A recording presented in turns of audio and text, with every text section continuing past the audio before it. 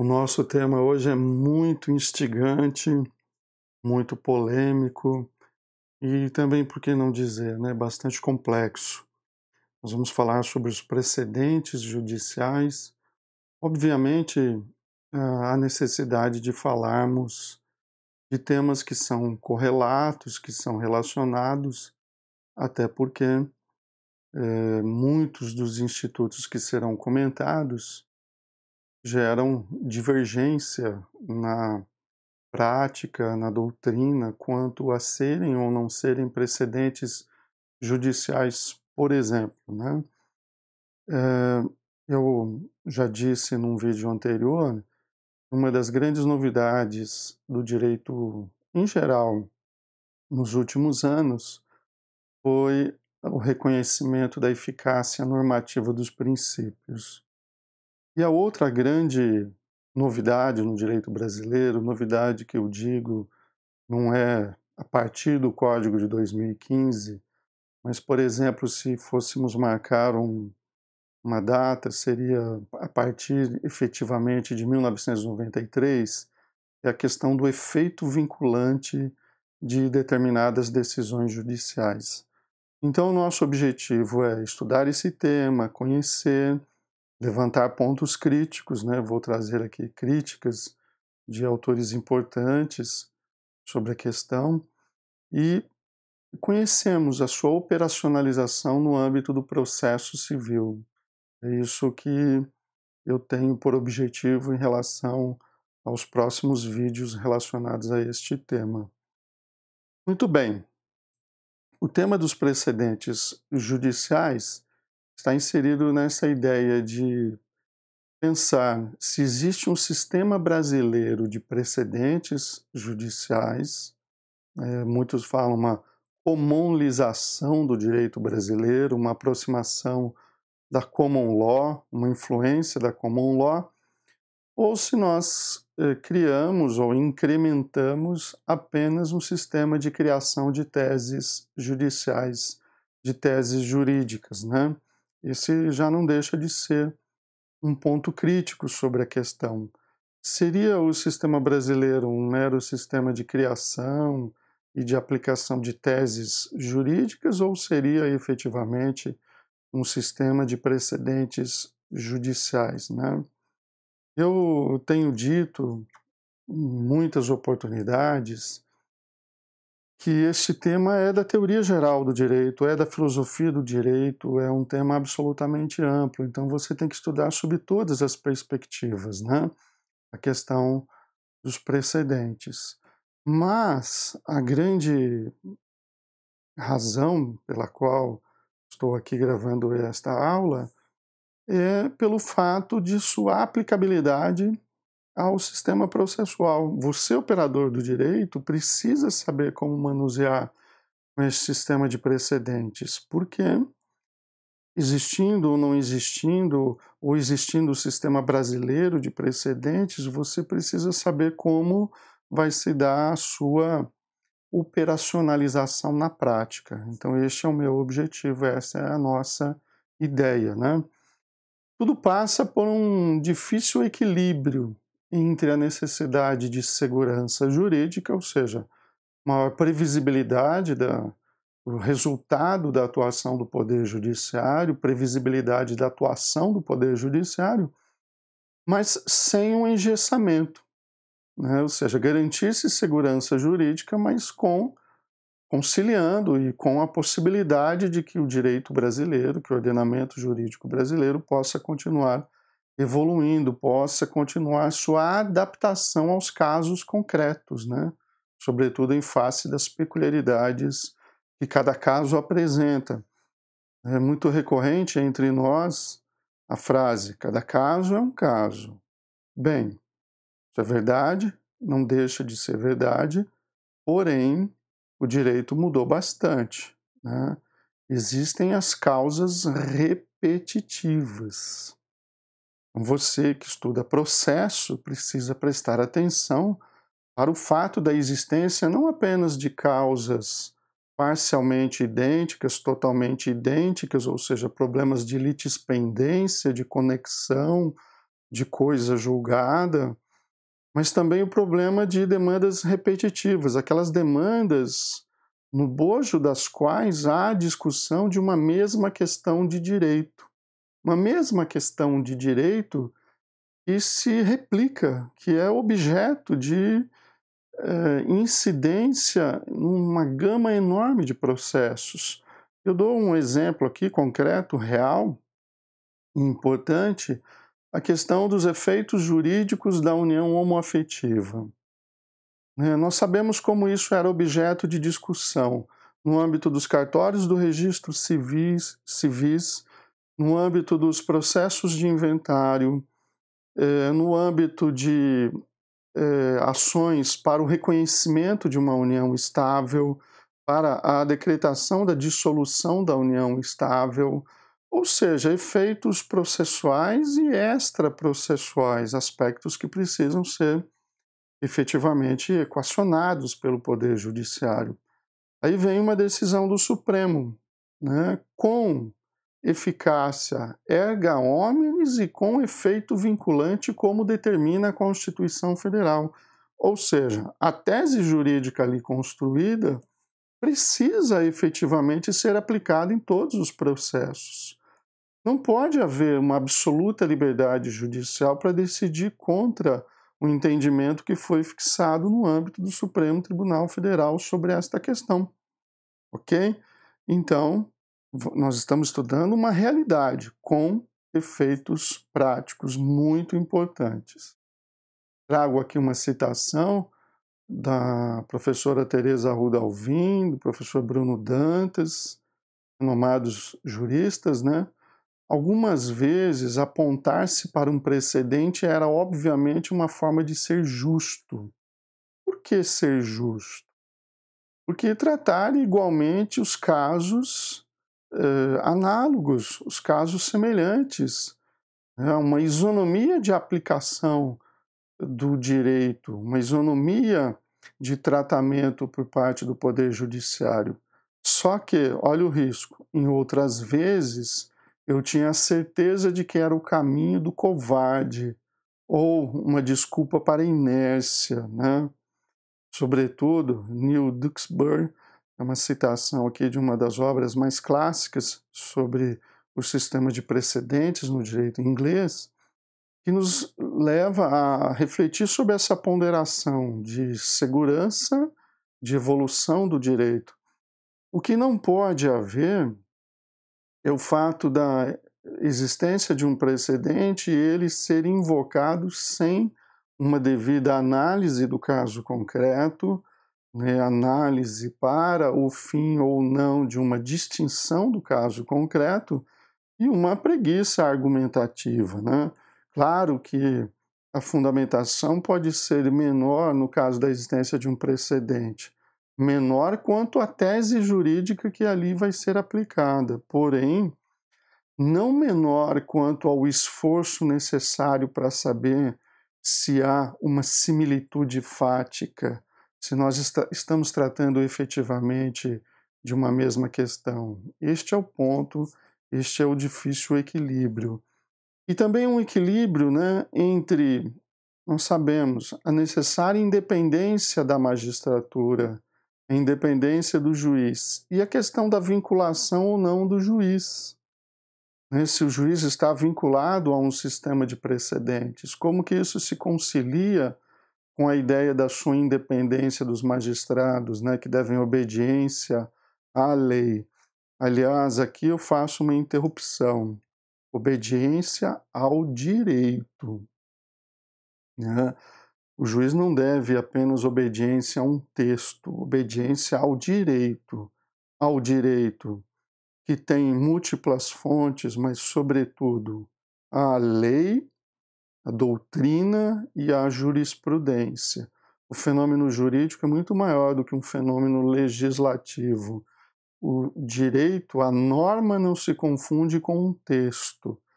Fique muito atento a isso, a essas novas concepções, né, que nós temos no âmbito da filosofia do direito, inclusive. A independência do juiz é fundamental, a criatividade é fundamental. Sem a criatividade dos juízes no dia a dia, dos operadores do direito, falando dos juízes, mas não apenas dos juízes, não vai haver evolução do direito. E não vai ser possível também o ativismo judicial. Outra interrupção que eu faço aqui, o ativismo judicial pode ser entendido tanto no sentido positivo quanto no sentido negativo. Já escrevi sobre isso, inclusive.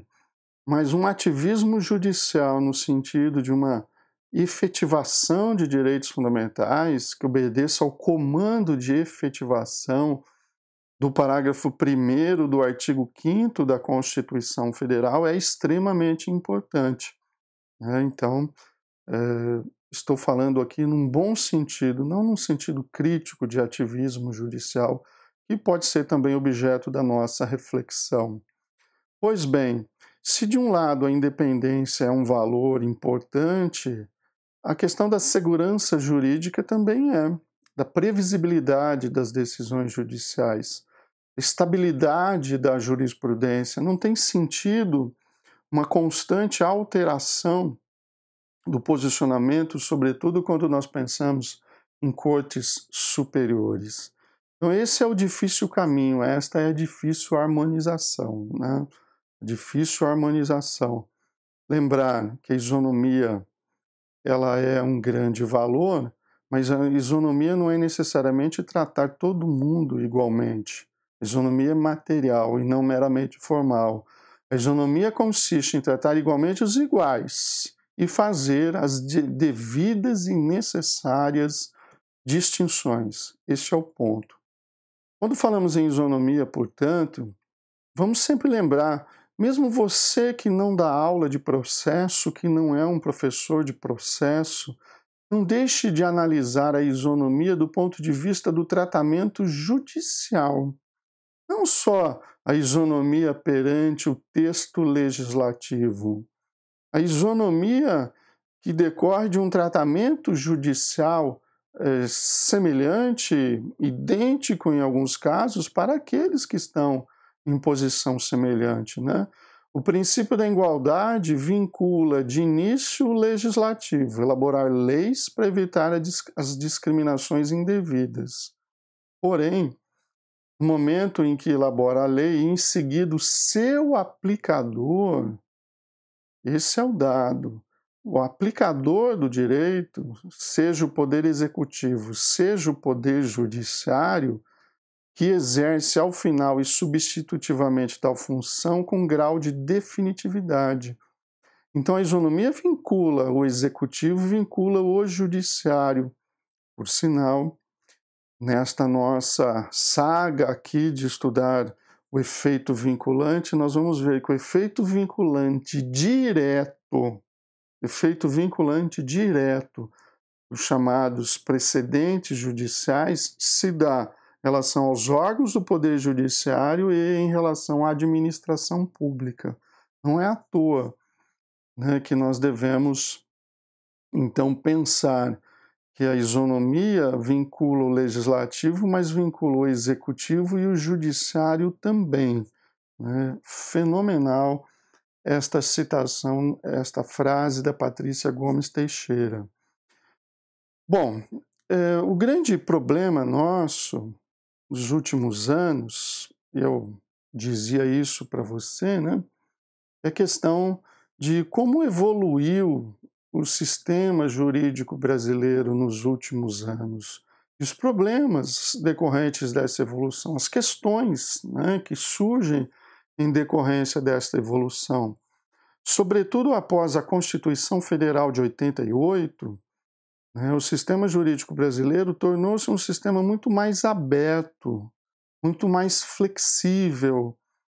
Eu cito aqui um trecho, uma frase do meu querido ex-professor Donaldo Armelin, né, que tanto me inspirou. Um modelo brasileiro em que o legislador deixou ao judiciário a disciplina final de normas prenhes, ou seja, normas que são impregnadas de conceitos vagos, conceitos vagos e indeterminados, né? Como eu já falei, eu disse num outro vídeo da importância dos princípios para os operadores do direito. Pois bem, princípios são enunciados normativos que têm uma abstração muito maior do que as regras, né? Então nós vamos à Constituição Federal de 88, depois ao Código Civil de 2002, e encontramos expressões do tipo: a propriedade tem que ter uma função social, o contrato tem que ter uma função social, né? As relações obrigacionais, mas não só, aquelas duradouras, devem observar a boa-fé objetiva e seus anexos, né? Os seus anexos da boa-fé objetiva, comportamento. Pois bem, isto diz muito, mas diz também, nos permite fazer uma indagação. Diz o que também, né? Da concretude a isso. Nós já tivemos necessidade, recentemente, de elaborar uma lei, a Lei de Liberdade Econômica, para tentar dar mais conteúdo à ideia da função social do contrato. O que quer dizer que o contrato tem que ter função social, né? Então, essa característica, essa evolução do direito brasileiro leva também a doutrina a tentar novos mecanismos para conter a imprevisibilidade, a insegurança jurídica, né? Esses são aspectos fundamentais, né? Nós tivemos a superação do dogma da completude do ordenamento jurídico, ou seja, isso é muito discutível na doutrina, né? Mas há um grande consenso no sentido de que o nosso sistema é aberto, ou seja, nem sempre ele tem regras, ele é composto por regras, normas, regras, que dizem qual é a ação ou omissão que se espera. É muito comum relegar ao Poder Judiciário a concretização de princípios, de conceitos vagos e indeterminados, de cláusulas gerais, como falamos da boa-fé, né? Isto é característica do nosso direito contemporâneo.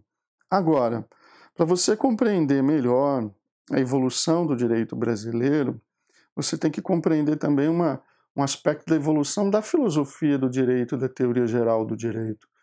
Hoje, não se confunde o texto legislativo com a norma que resulta da interpretação, aplicação do texto.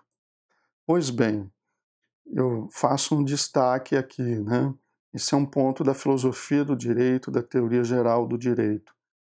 Mas há um grande consenso no sentido de que a norma, ela resulta também não só da elaboração de um texto legislativo.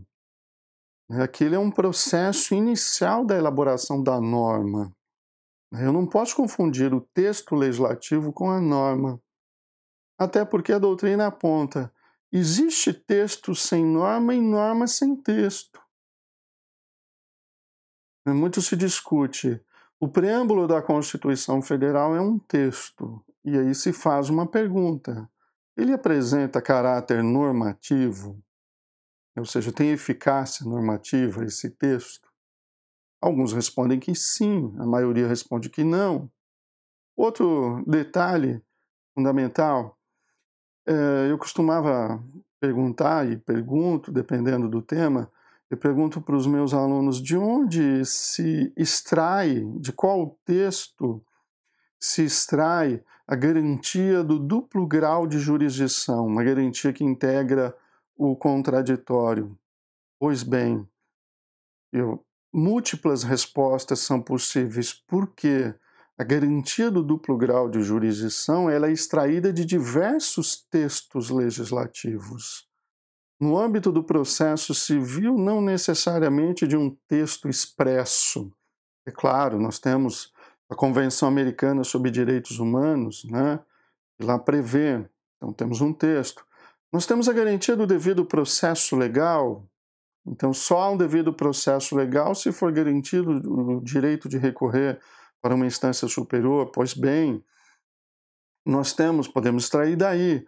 Podemos extrair da garantia do contraditório e da ampla defesa, eu me refiro aos incisos 54 e 55 do artigo 5º da Constituição Federal.